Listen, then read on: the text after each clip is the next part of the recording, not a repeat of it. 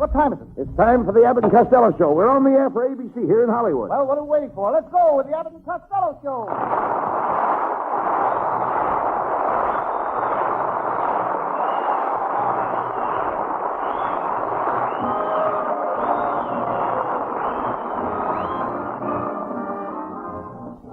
Yes, it's the Abbott and Costello Show, produced and transcribed in Hollywood for your listening and laughing pleasure, with chuckles for the car load and music by Matty Maldick. So hold on to your chairs, folks, for here they are, Bud Abbott and Lou Costello.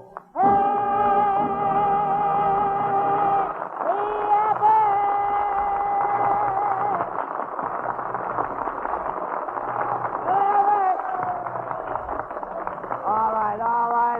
Cut out that yelling. What's all the excitement? Well, I went to a party last night, Abbott. There were 30 girls there. Not one of them would dance with me or even talk to me. You didn't have any fun then? No, I was as lonesome as Fred Allen on Sunday night. I thought you were such a big shot with the girls. I don't believe you ever had a girl. Oh, yes, I did, Abbott. I had a very beautiful little blonde once, and everything was swell until one day she ran off to Florida. She married a guy, and now she has 5 children. After that, we just sort of drifted apart. You had...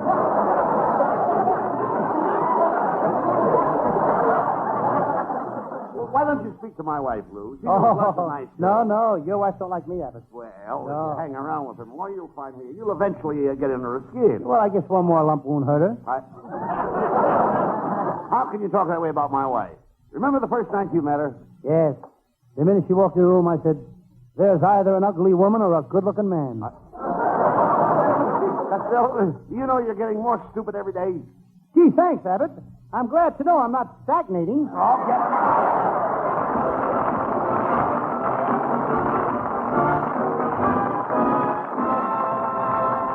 Before the boys get any further involved in nonsense, here's a thought that makes good sense.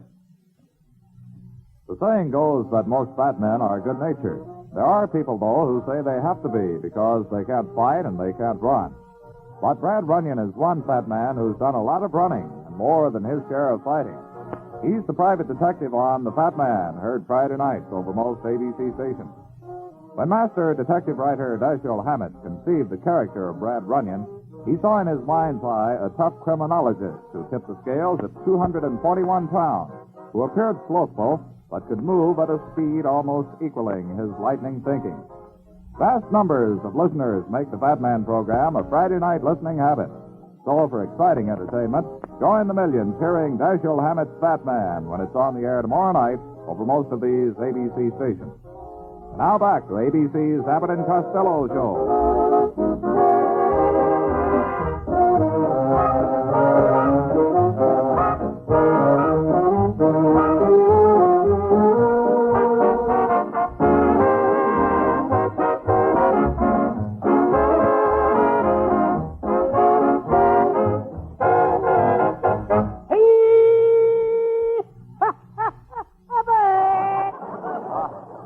All right, Costello, stop that hollering. What's that thing you've got under your arm? That's my new Harry Truman rifle. A Harry Truman rifle? Yes, a 48 repeater.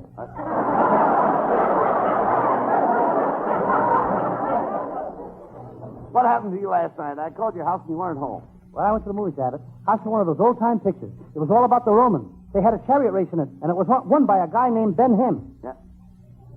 You dummy, you mean Ben-Hur, not him, her. They were all dressed up in them bed sheets. You couldn't tell the hymns from the herd. Well, if you'd gone to school, Lou, you'd known the story of Ben-Hur. Did you go to school, Abbott? Certainly. I started in nursery school, then I went to kindergarten. So what? I started in nursery school. I went to kindergarten. And I went from kindergarten to grammar school. So what? I went to kindergarten to grammar school. I went from grammar school to high school. You think there'll be a shortage of meatballs this summer? Costello, you've got the brain of a monkey. I'll bet you have not. Yeah? What do you want to bet? 15 bananas.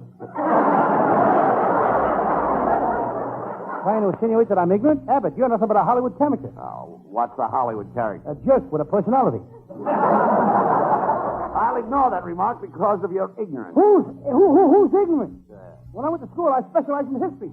I can name off all the most important dates in history. All right, go ahead. Name some important dates. Oh, I will. There's 1492, 1776, 1812, 1917, Rita Hayworth. Now, wait a minute. Rita Hayworth is not an important date. Ali Khan seems to think so. Costello, why don't you listen to me? Take my advice once in a while. I'm your friend.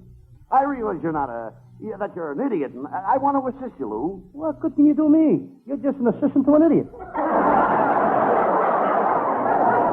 Well, just look at you. You're dumpy, Now, swatty. Now, hold it, Abbott. What do you now, mean? Hold it. What do you I'll mean? go for so much, and that's all. Now, it's not my fault that I didn't grow tall like the other boys. When I was a little boy over in Scotland, I used to play the bagpipes, but it gave me pneumonia. Wait a minute. Now, look. Wait a minute. How could playing the bagpipes give you pneumonia? There was a leak in the bag, and the air kept blowing up my kilts.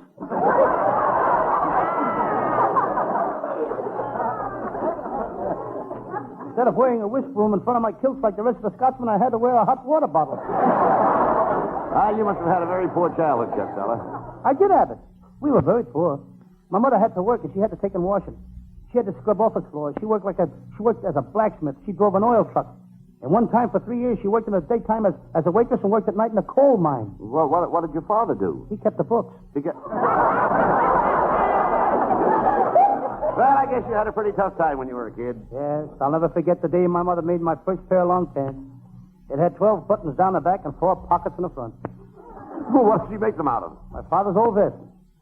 I was the only kid in school that had a watch fob hanging from my knee. Were you very popular with the other kids in school, Lou? Oh, I was a pitcher on a baseball team. What a pitcher I was. I had a drop ball, a slow ball, a curve ball. Did you have a screwball? That was before I met you, Abbott. You dummy, you ought to be back in school right now. For your information, Abbott, I'm keeping steady company with a red-headed school teacher. What does she teach? She has a high school class of men all over 40 years old. 40-year-old man. Why don't they go to college? When she gets through teaching them, there's something else to learn. Running around with a school teacher. Why don't you find a nice girl and get married? I'm going to, Abbott, as soon as I get some money. Money. Costello, don't worry about money. Do you realize what money is? Money is the root of all evil. Money is an invention of the devil. Money is filthy lucre. Money causes misery. Money. That's what I think of money.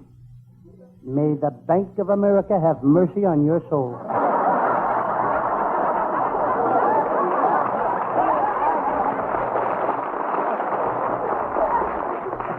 Costello, you don't need money.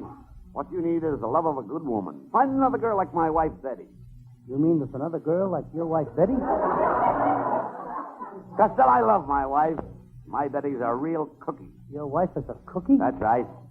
Abbott, you just said baking back 20 years. You'd be lucky to get a girl like my wife. My Betty is always straight from the shoulder. Who wants a girl that's straight from the shoulder? I like a girl that's curved. Oh, Uncle Bud, something terrible just happened to me. And this is really his Uncle Bud, and this is the nephew. We don't kid about it. He's got to work. Abbott's nephew. Pay attention to what he says, folks. This may be his last performance. What is it, Norman? Nephew Norman. Why are you so excited? Uncle Bud, when I was coming through the pass in the mountains, a mountain lion jumped right in the car beside me. Yes, then what happened? The lion killed me!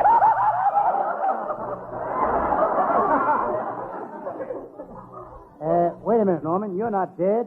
Stop crying. You're working on the Abbott and Costello show. You're still living. You call this living?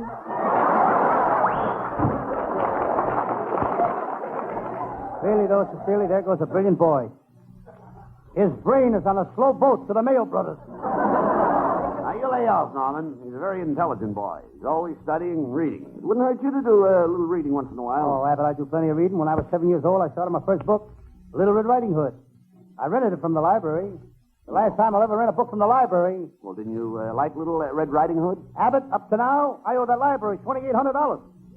And Little Red Riding Hood has yet to meet the wolf. Little Red Riding Hood. Why don't you read some of the newer books? I just bought Gypsy Rose Lee's new book, The Story of Her Life. Well, what does Gypsy Rose Lee call her new book? The Leg and I. Why don't you read something educational, Lou? I am, Abbott. I just bought a book on invention. It tells all about new gadgets. I bought one yesterday for my Aunt May. What kind of a gadget did you buy for your Aunt May? It's a new girl that's made from surplus paratroopers harness. And it's a handy little thing. At night, she doesn't have to undress. She doesn't? No, she just jumps off the top of the dresser and pulls the ripcord. That's ridiculous. Hey, I understand you're working on some kind of a silly invention yourself. And my invention is all finished, too, Abbott. It's a new kind of perfume. And all the girls in Hollywood are going to go crazy about it. All the girls in Hollywood are going crazy about your perfume. Why? Smells like money. Gave a bottle of it to my Aunt May. Boy, did it make her popular.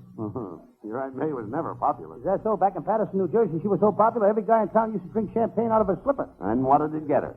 She's got the only big toe in the world that belongs to Alcoholics Anonymous.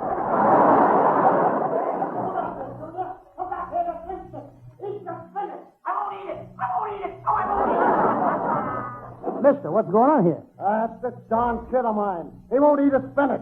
Junior, you've got to eat the spinach. I ain't gonna do it. I don't like spinach.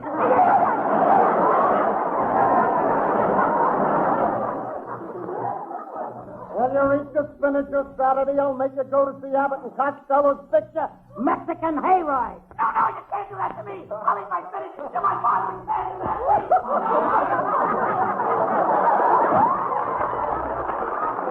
Abbott, I'd like to take that kid over to San Anita Saturday. What for? I want to drop him in a claiming race. Oh, hello, boy. Hey, look, Costello, it's Viola. Viola, you look very lovely tonight. Viola, I understand that you and Costello had a date last night. Where'd you go? Well, Costello had a terrible time making up his mind where to take me. Well, you see, I was trying to make up my mind between Ciro's and the Macombos. But we finally went. Where? To a hamburger stand between Ciro's and the Mocambo. Well, don't you worry, Viola. After we're married, things will be different. We'll have lots of little ones, and they'll all look like me. Oh, gee, I'd always planned on having children. I'd plan on having a few laughs here. Are you sure you're reading the same script? Lou, you shouldn't be jealous of me. I don't want to be a comedian. I don't want to make people laugh. Okay, then you read my lines. Costello, you can't be funny without me. You need me. Why, where would Edgar Bergen be without Charlie McCarthy? Where would Amos be without Andy? That's true. Certainly. One thing goes with the other. Like Dorothy L'Amour. Where would she be without her sarong? I don't know, but I sure would like to be there. Costello, I think you're girl crazy. I'm not the girl for you. But Viola, you can't leave me. What would I do without you? Don't worry about that. I'll pick you up with a girlfriend of mine. Oh, you'll be just crazy about this girl. When she meets you, she'll rush over and she'll throw her arms around you like this. Yes? And she'll squeeze you like this. Yes. And she'll kiss you like this. And this. And this. And this. There. Now, what do you think of that? When am I going to meet this girl?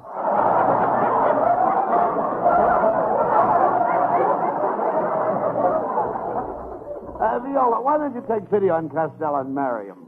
Then you'll be known as Mrs. Louis G. Costello. G. Oh, what does the G stand for, Costello? Don't you tell her, Abbott. Come on now. What does it stand for? George? No, I don't want to tell you. Oh, come on, Costello. What does the G stand for? Oh, do I have to tell you? Yes. Stands for Gloria. Gloria. Yes, my mother always wanted a girl, and my father didn't have the heart to tell her. Viola, why don't you forget Costello and come to the movies tonight and see our latest picture, Mexican Hayride? Oh, thanks, Bud, but I saw the picture already. Oh, you did? Tell me. How did you like my acting? Well, it was... I'd say... Well, let me put it this way. You know how Van Johnson has that dramatic touch? Oh, yes. And how Clark Gable has that forceful personality? Yes? And how Gregory Peck gives that little artistic extra something? Yeah. But what about me? Costello, can you drive a taxi cab? Now get this girl out of here, will you? Come on.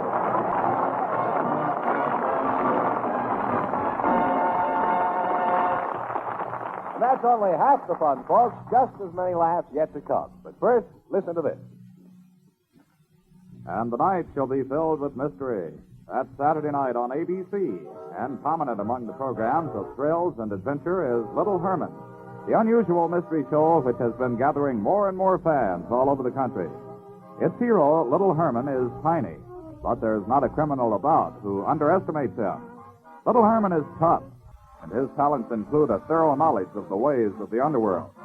You see, before little Herman moved over to the side of law and order, he spent quite a time in the underworld himself, where he was known as one of the trickiest safe-crackers in the business. Now he spent his time helping the ex-governor of the state track down fugitives from justice. So Saturday night, don't miss Little Herman when he's on most of these same ABC stations. Yes, the night is filled with mystery. Saturday night on ABC. And now back to ABC's Abbott and Costello show.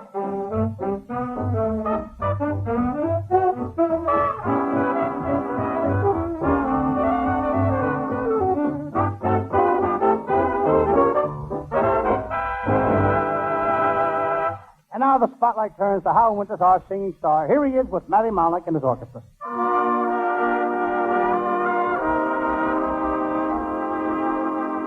I caught you, sir, having a look at her as she went strolling by. Now, didn't your heart beat boom, boom, boom, boom, boom, and didn't you sigh a sigh? I warn you, sir, don't start to dream of her. Just bid such thoughts be gone, or it'll be boom, boom, boom, boom, boom, boom, boom, boom, boom, boom. From then on, for once in life.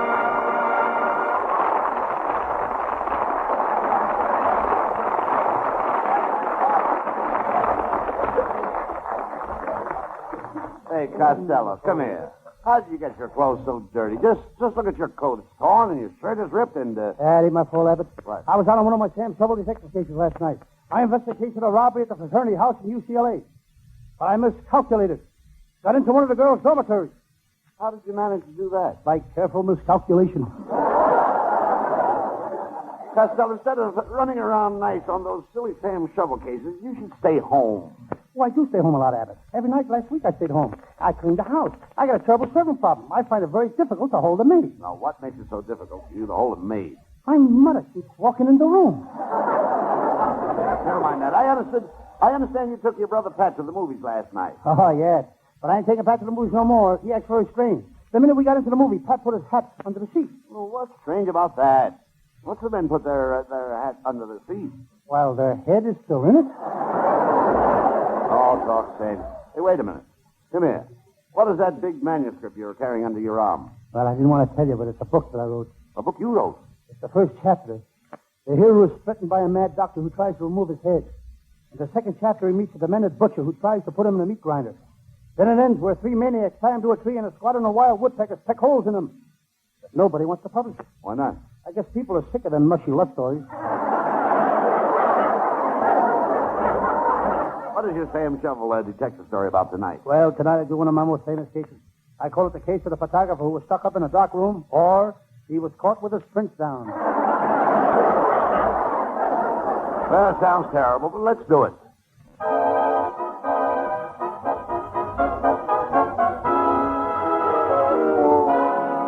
Now, the makers of Bebop Bubble Bath present the adventures of Sam Shovel, Private Detective. But first, a word about our product, Bebop Bubble Bath.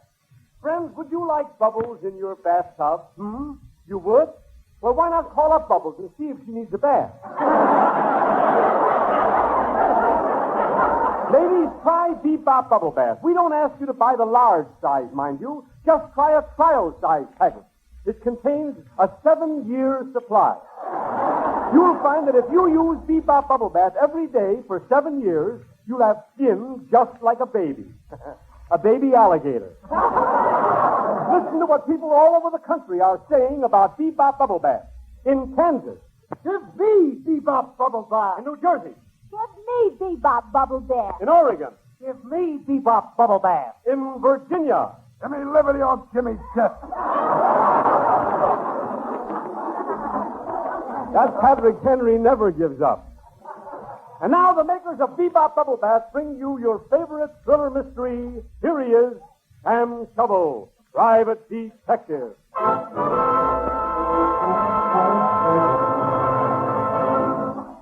Yes. I'm I'm Sam Shovel. Sam Shovel, private detective. The detective business has been mighty slow lately. Last night, having nothing to do, I went to a big public library and buried my nose in a book. This morning, I had a heck of a job finding it. I forgot what book I buried it in.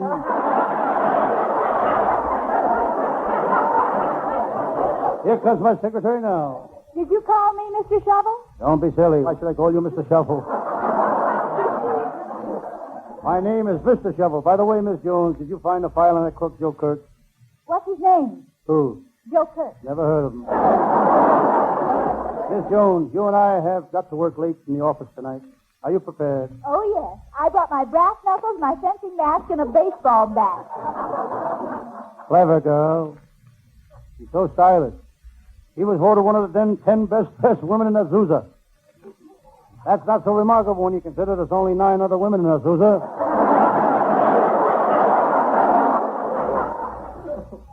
Suddenly, the inter-office communication system buzzes. It's my secretary. She speaks. Mr. Shovel, there are 2 men here to see you about a case. Mr. Cohen and Chief Lightfoot Running Gear. I'll see the Indian first. Go in now, Mr. Cohen. The cops have certainly got their hands full these days. Full of 5, 10, 20. I think of my pal, Lieutenant Abbott of the Homicide Squad. Abbott has been on the police force for 20 years. He knows which side his bread is buttered on. He can take any piece of bread and say, this side is buttered. Sam, I'm on the trail of Zeke, the hillbilly moonshiner, burglar. Lieutenant Abbott, I'll be glad to help you. What do you want? Well, you've seen Zeke. Give me a thumbnail description of him. Well, he uses liquid polish, and his cuticles pushed way back. Sam, I want you to go with me to the Ozarks. I've got to capture Zeke. It'll be a dangerous trip.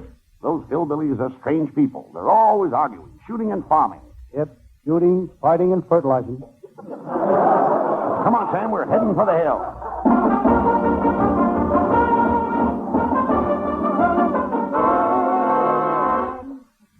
Lieutenant Abbott and I arrived in the hillbilly country. Sam, these hillbillies are strange people, but you'll have to admit they're solid citizens. They've got both feet on the ground. They've got to have both feet on the ground. They don't wear shoes. I read in the papers where a 75-year-old hillbilly wanted to marry a girl 9 years old. Did he marry her? Nope, his parents objected. They didn't want him marrying a girl who'd been divorced 3 times. Wait a minute, Sam. Here comes a bunch of hillbillies. Let's ask them if they know where Zeke is. Howdy, strangers. I'm Jim Hartfield. These here are my sons.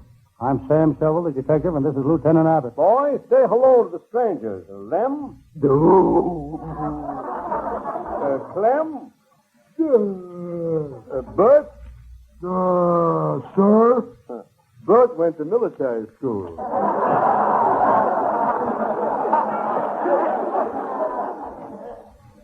I don't like the looks of these guys, Abbott.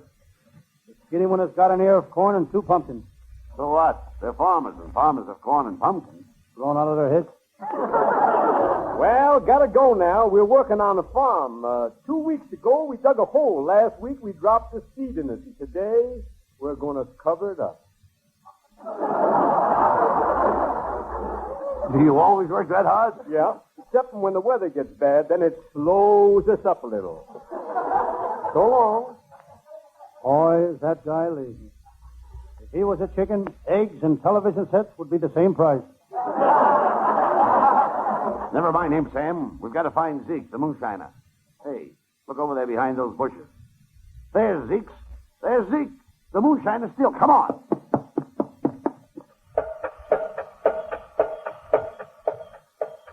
Hey, look. There's Zeke. He's making corn liquor. He's jumping up and down on the corn, crushing it. Hold on there, Zeke. We've got you covered. You're under arrest. Stop mashing that corn with your feet. What are you doing? I'm making some 90-proof corn liquor. And tomorrow I'm going to make some that's 100 proof. How do you do that? For that, I take off my shoes. Zeke, how do you make that corn liquor? Well, first I mash up the corn. Then I dump in a gallon of turpentine. Then a gallon of Clorox. And 2 quarts of juniper juice. Don't you put no alcohol in it? What? Ruin the taste? Dick, we're taking you to jail. Sam, grab some of that moonshine for evidence. You better taste it to make sure we got the right stuff. Lieutenant Abbott, you know I never touch the stuff. So you're a brave detective, eh? Sam Chevrolet. Guard, you coward. Taste it. That stuff will grow hair on your chest. He's only kidding, Sam. Go ahead and taste it. Okay.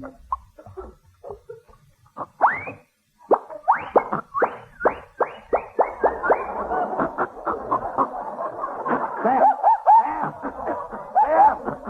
Speak to me, Sam! Don't stand there, Lieutenant. Call a barber. This hair is so thick I can't see where I'm going. Get me out of here!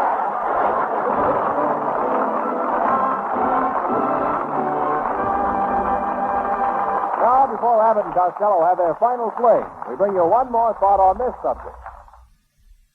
And now, here's your master of ceremonies, that quizzical money man of the highest rank with $1,000 or more to start tonight's bag, Bert Park. Does that introduction sound familiar?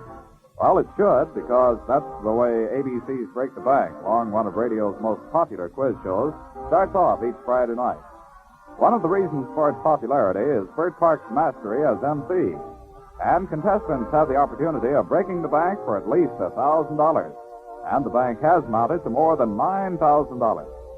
Then, too, there's the exciting Wishbowl feature, where listeners 16 years old or older are eligible to enter their names in a giant wishbowl.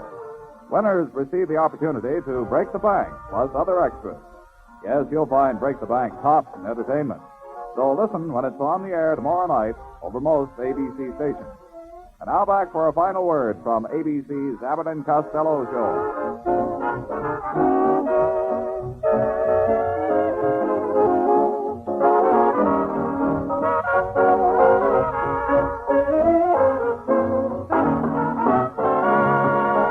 Well, Costello, why don't you tell the folks about your next week's Sam Shovel story? Folks, my ex-Sam Shovel story takes place in the chewing gum factory. I call it the case of the beautiful blonde who fell into a vat of soft gum, or there's good shoes tonight.